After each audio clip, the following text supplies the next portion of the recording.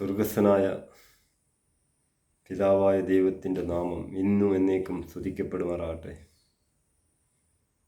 പിതാവ് തൻ്റെ പുത്രനെ അയച്ച് ലോകത്തിൽ പല വീര്യപ്രവൃത്തികളും ചെയ്തു.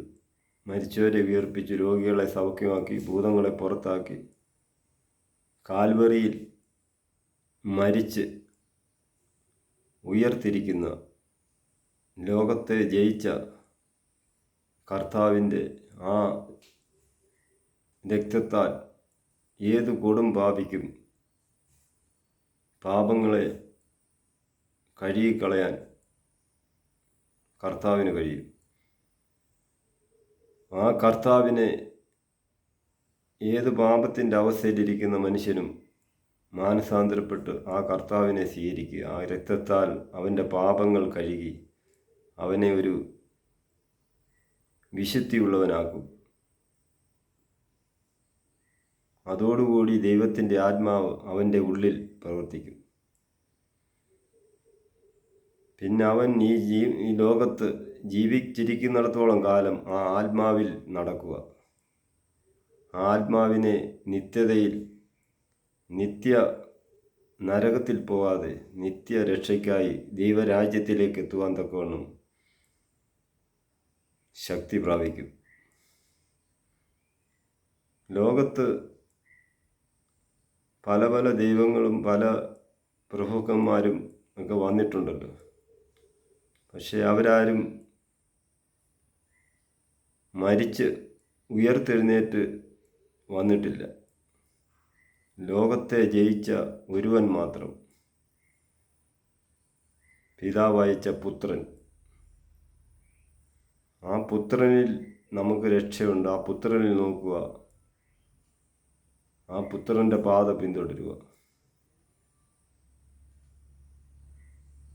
മാനസാന്തരപ്പെടുക, കൽപ്പനകൾ അനുസരിക്കുക. ദൈവരാജ്യത്തിൻ്റെ വാതിൽ ഇതാ നിങ്ങൾക്ക് വേണ്ടി തുറന്നിരിക്കുന്നു.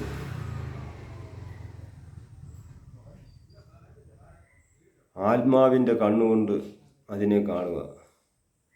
2000 വർഷം തൊട്ടേ ദൈവരാജ്യത്തിൻ്റെ വാതിലിങ്ങനെ തുറന്നിരിക്കുന്നു. ആത്മാവിൽ നടക്കാത്ത ഒരു വ്യക്തിക്കും ആ വാതിലിലേക്ക് കയറാൻ കഴിയില്ല. നാശത്തിൻ്റെ വാതിലോ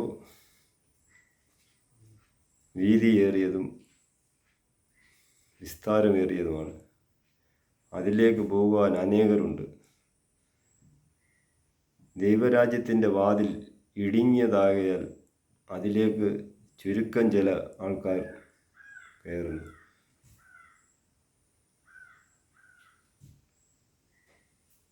അതുകൊണ്ട് കൽപ്പനകൾ അനുസരിക്കുക.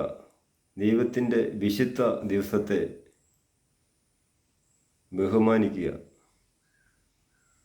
കർത്താവ് പറഞ്ഞ ദിവസത്തെ ആചരിക്കുക. ഒരു ദിവസത്തെ കർത്താവ് അനുഗ്രഹിച്ച് ശുദ്ധീകരിച്ച ദിവസമാണ് വിശുദ്ധ ദിവസമെന്ന് പറയുന്നത്. അന്നത്തെ മാനിക്കുക.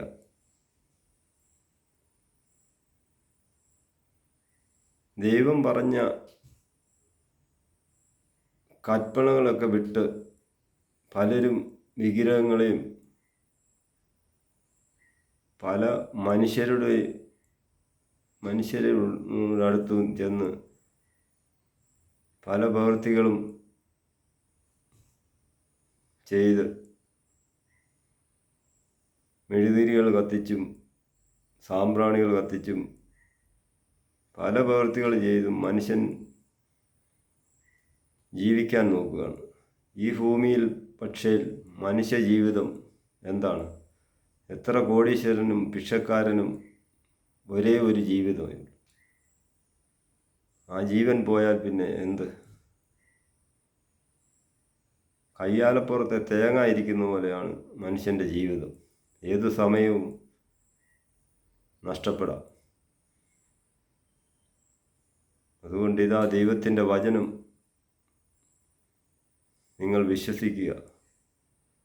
നിങ്ങളുടെ ആത്മാവിനെ കളയാതെ ദൈവരാജ്യത്തിലേക്ക് കയറുക. ദൈവം നിങ്ങളെ എല്ലാവരെയും അനുഗ്രഹിക്കട്ടെ. Praise the Lord.